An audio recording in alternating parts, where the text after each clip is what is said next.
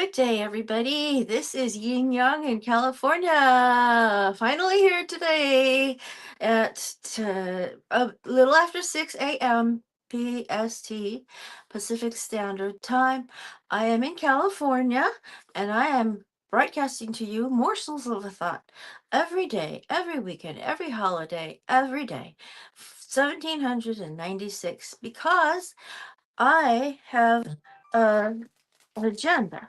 My agenda is to bring more virtue into this world by bringing you morsels of a thought of what is hopefully called wisdom.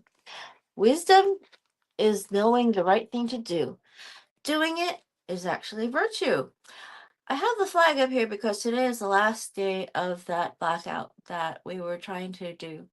And anyway, actually, virtue into the world by putting morsels of a thought out there. It brings you information that you can use to do the right thing for yourself and for mankind today. And I hope to inspire you to enjoy. Enjoy. Let me get a bookmark. We are reading You Have the Power to Create a Happy Marriage from Ellen Fein and Sherrie Schneider.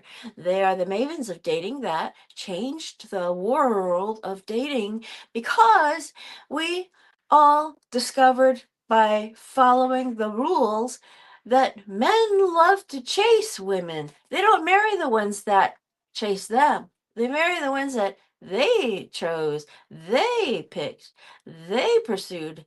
They had a hot pursuit. They had to pin her down for a date, which wasn't easy.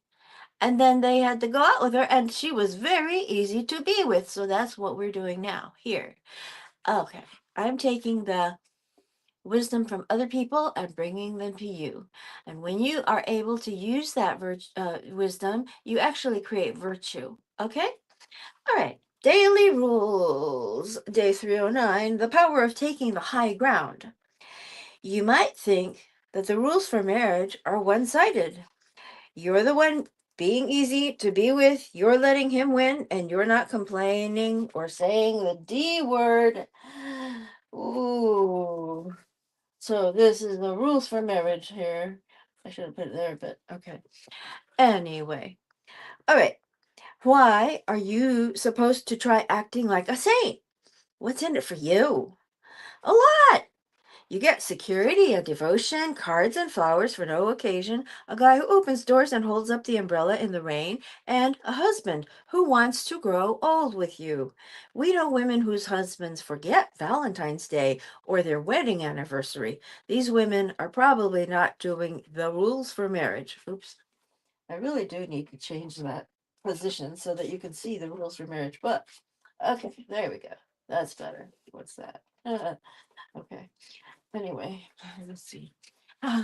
Okay, the rules for marriage here. This is time-tested secrets for making your marriage work. It's a very good investment. If you think of it as an investment in your marriage relationship, it is really good. It is the best one you can get out there. Best. These women are probably not doing the rules for marriage, so they get that kind of husband, and not your husband. Day 310, choose empathy. You mentioned that you're tired. Your husband again says, tired from what? Your girlfriends would probably say, I'm sure you do so much. Don't blow up at him for being insensitive. Just say, oh, this and that. He doesn't mean anything by it. Most men are just not wired to be sympathetic. He thinks he's being rational by asking. Don't tell him you have zero empathy. Men are not raised to call each other if they have a cold or back pain. Women, on the other hand, will text three friends that they got their period or didn't sleep well. Women bond over sharing their problems. These cramps are unbelievable. You know? Yeah, there we go. While men bond over competition and success. The Yankees won! If you can't accept his reaction, don't tell him you're tired. Tell your girlfriends. Avoid day 311. Avoid telling him what to do. Don't tell your husband what to do. Yes, you read that right. Pretend you're dating again and don't let your domineering lower self come out and try to force your will on him. When you need help with something, let him know how important it is to you first. You cannot make him more money. You cannot make him make more money or lose weight or stop drinking or smoking or pick up his clothes off the floor or whatever he's doing or not doing. You can't make him work less if he's a workaholic. You can't make him work more if he's not ambitious. He's not 5 years old. Stay in your own lane. Live your own life. The only deal breakers are betrayal, infidelity, and stealing your money. But if you absolutely must have your way with an issue, for example, you want a new living room set, say, this is important to me. Maybe it can be an anniversary present. That's a great idea. We are here reading from The Rules Handbook, a guide to creating loving and lasting relationships by Ellen Fein and Sherrie Schneider, the Mavens of Dating. They also wrote many other books, including The Rules for Marriage, Time Tested Secrets for Making Your Marriage Work, and all that. Okay, avoid telling him what to do. Day 312, complaining is ineffective. You think your husband drinks or eats too much. He's a slob. You think, he's addicted to sports. He takes forever to get to the point when you ask him a question. Whatever it is, you wish he was more self-aware like you. When you were dating, you barely noticed his bad habits because you were so in love and wanted to marry him. Maybe you secretly thought you could change him. Now you're investing your energy to constantly fix him from your lower self. Ask your higher self what you would be doing if you weren't focused on him. Why not be productive instead of nagging him about his bad habits or things you don't like? Be careful. Realize he can easily turn around and do the same to you. We're reading from wisdom from other people so that we can have morsels of a thought of wisdom, knowing what to do, the right things in the world that help mankind, help ourselves as well. And we have the virtue of taking the action to do those things using the wisdom. If you don't do the things that you know are right to do, then it is as though you didn't have that wisdom. That's a quote from somebody. Day 313, accepting correction. Most husbands tend to be efficiency experts. Yours may notice that you hate to cook and love to shop. You don't want him to tell you what to do, but if you think higher self thoughts that your husband was put in your life to help you become the best version of yourself, you will take correction. Women who love to order takeout food are now whipping up dishes because their husbands wanted more home cooked meals. Other women are getting out of debt because their husbands put a stop to their out of control shopping for designer bags and shoes. Instead of getting annoyed or arguing, try to think of your husband as your biggest helper. Interesting. Day 314, don't try to change him. As we keep mentioning, women often marry, I mean, lots of women know this already, so as we keep mentioning, women often marry a man thinking that they will change him. They quickly realize they can't and shouldn't. If he's a workaholic, don't ask him to be home for dinner at 6 p.m., play board games, or do puzzles every night. Only help him change if he asks for help. Besides, the best way to change him for the better is by example. If he sees you modeling your higher self, eating right, exercising and being positive, happy and busy, instead of your lower self being lazy, annoyed, or complaining, he will be more attracted to you and want to be a better man for you. Interesting. Very interesting. Day 315. Stay out of results.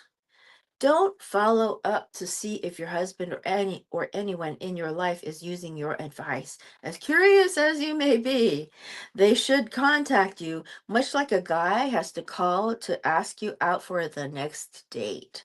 Showing too much interest in the outcome is controlling and desperate. You are happy and busy with your own life, not consumed with theirs. You are humble and helpful, not ego driven or playing savior or looking to be thanked. You're not codependent and so focused on solving other people's problems that you ignore your own. Spiritual teacher Emmett Fox said, "Those who mind their own, those who mind other people's business neglect their own." Wow. Golly. So you have all the power to create a happy marriage. You have all the power to create a happy marriage. You have all the power to create a happy marriage. Your Rules Weekly pep talk is, we can't change other people. We can only change ourselves. So when you go into marriage, don't expect the other partner to change. Accept them as they are, unless their actions or behaviors are destructive or violent. A rules marriage is happy because you are a team player. Change yourself, follow the family leader, and don't fight against human nature. Work together and support him as a valuable member of your family team. When you support your husband and respect his masculine side, he will be thrilled. And when you embrace your feminine side, you will be diplomatic, not bossy, and you won't insist on always getting your way or being right. This week, focus. Oh, I've heard this. You look at them. You're right. Even if you don't believe them. Oh my gosh. I saw a comedian do the same thing the other day. Anyway. This week, focus on helping and cheerleading your husband, not harassing him. You're on his side because his side is your side. This week, focus on being on team. Your last name. Your last name. Team. In my case, it would be Team Woo. Interesting. Okay, now apply the rules to achieve your higher self. Your instinct may be to react or fight when your husband inadvertently triggers you. So pause and think how best to not step into the pothole, whether that means running into another room, calling a friend later to calm down, or tabling the conversation for 24 hours. You have choices, so don't act like a victim. Number two, if your husband says your credit card bill has never been higher and it's all your fault, holiday shopping and too many spa days with your girlfriends, don't get defensive or scream, maybe it's those fancy golf clubs and season tickets to the Knicks that put us in debt. Calmly look at the statement and see where the money went. Show him the facts and figures and vow to do better. Don't retaliate when he overreacts. Don't retaliate. That's hard, but you hold your tongue. Okay? 3. Rules for Marriage 101. In any argument, stick to the topic. Don't throw in the kitchen sink and say, and another thing, remember when you. A man can only take so much. I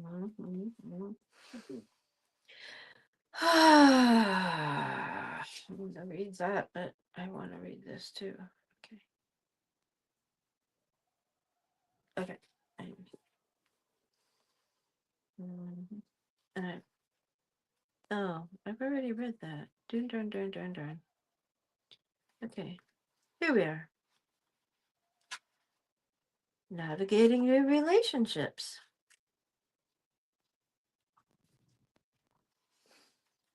Don't be blind to reality. Now, mixed messages. Women sometimes complain that a man is giving them mixed messages. He's really fun on the date, but then I don't hear from him for weeks. Or he says he doesn't want to be in a relationship, but then he asks me to be his plus one for a wedding. He texts a lot, but he doesn't ask me out. Newsflash, there are no mixed messages. Men who disappear, who are only interested in a date for a wedding, or who chat you up but don't take you out, are not into you. Mixed messages mean low. Your lower self might be mixed up, but your higher self knows these responses are telling you a clear message. This is why listening, being discerning, and watching out for red flags early on when you're dating are so important, so you don't end up with one of those guys. You know, I will say that I am sure, 75% sure that NPD people, not narcissistic personality disorder people, are going to fail this mixed messages test where the rules woman says, you gave me mixed messages. Next, you're next. You see? So, okay. Too casual, day 107. If the guy you're dating is constantly downgrading plans, for example, instead of a dinner at a fine restaurant, he changes it to hanging out at his place and ordering in. He talks about taking you away for the weekend and then asks you to pay for your plane ticket and half of the hotel. He says, let me know when you're available instead of pinpointing to go out on Saturday night. Or if he acts nonchalant, instead of excited about celebrating Valentine's Day or your birthday with you, this is a case of buyer beware. Capital B, capital B. Buyer beware. Being casual is a red flag that a guy wants the opposite of courtship, and it rarely ends in a commitment. Next. So we are reading from Wisdom from Ellen Fein and Sherrie Schneider. My purpose in this show is to give you something that will get you to take action and create actual virtue. We are all virtuous people at heart, and we follow our heart and we help mankind. We don't try to make things harder for people, we try to make things easier for people, including ourselves. Probably first ourselves. Make it easier for yourself to do. But these rules are to do. They are the okay. I'm not here. Am I here? Am I here? These rules are excruciatingly hard to do. Morsels of a thought of wisdom. These are days of wisdom that you can use for knowing the right thing to do if you are a woman dating a man, or a woman marrying a man, or a hetero, or a bisexual, or a all these rules can apply to you. Okay, don't be blind to reality. This week, before you go on any dates, focus on being self controlled and not oversharing. Instead of blurting out your whole life of woes and gossip, consider writing out a list of what you want to share, in what order, and over what period of time of dating. Do you really want someone you don't know well or trust yet to know the most intimate stories of your life? Think before you share. Your sharing list doesn't have to be complicated. Just write down a basic outline of the key highlights of your life you want to share that come from your higher self, and share carefully over a long stretch of time so you don't share too much too quickly. Become conscious of how much you talk on dates. It is easy after a couple of drinks to overshare and overwhelm your date with TMI, too much information. We are not suggesting you suppress your vivacious personality, but listen more, learn more about your date, and notice any red flags before you share anything about your life.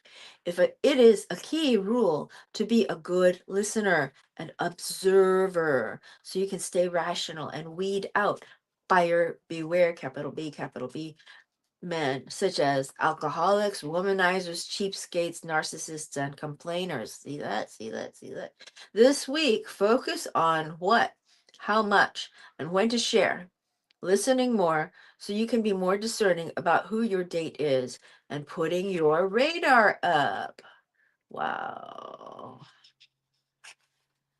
I would Esri, come here. Oh Jesus. Um I would I forgot what I was gonna say. Apply the rules to achieve your higher self. Number one. If a new guy asks you to split the check, say okay and never see him again. There was one time I was with a man who chased and chased and chased me. He was 10 years older or younger, I can't remember. Younger. And he was very, very emphatic about everything. But when we went to one restaurant, he sat there and in a very businesslike tone, he asked me, will you pay for this dinner? So I said, uh huh. And I did pay for the dinner. And I have to tell you, I still went out with him for a little while because I had not read that part of the rules. I don't think that, oh, right, the Not Your Mother's Rules had not yet come out. So they tell you this in Not Your Mother's Rules, which had not yet come out. So, uh, so we dated for a little while longer, but he really truly wasn't interested. So I should not have seen him again after that particular encounter. Number two, if an online guy asks a lot of questions, favorite color, but doesn't ask you out, he might be curious but not serious. Next. We've got to say that right. Next. It becomes part of you. Next. And actually, I have said this one before. At a dance one time, I was with somebody, and I wasn't with a date. It was a group of us. This one man in our group came over to me and said, I just had the most interesting experience. I asked this woman to dance, and she went, looked me up and down and went, "Eh," and walked off. That's up next. Eh. Boy. Number three. Oh my God, the sound. Number three. If your boyfriend breaks up with you but wants to stay friends, say no thanks and have nothing to do with him. No thanks. No thanks. No thanks. No thanks. No thanks. So, how the rules all started. During the Wild West of dating in the early 1990s, Sherrie and Ellen met in New York. And where did I do that? Oh, Sherrie and Ellen met in New York City and became BFFs with a mutual interest in men, diet, and exercise, much like the women in Sex and the City before the television show ever existed. Sherrie shared with Ellen how she was struggling to find her dream husband. Ellen, who was married, offered some advice she had learned from a popular girl in high school. Thanks to this original set of dating instructions that would become the rules, Sherrie got engaged and all their friends called them night and day for dating advice. Yay! So we all know that these are all books, and we all know how simple the rules sound, but it is difficult to do them. Be careful and think hard and be so sparingly revealing of yourself. Okay? Old Kinderhack.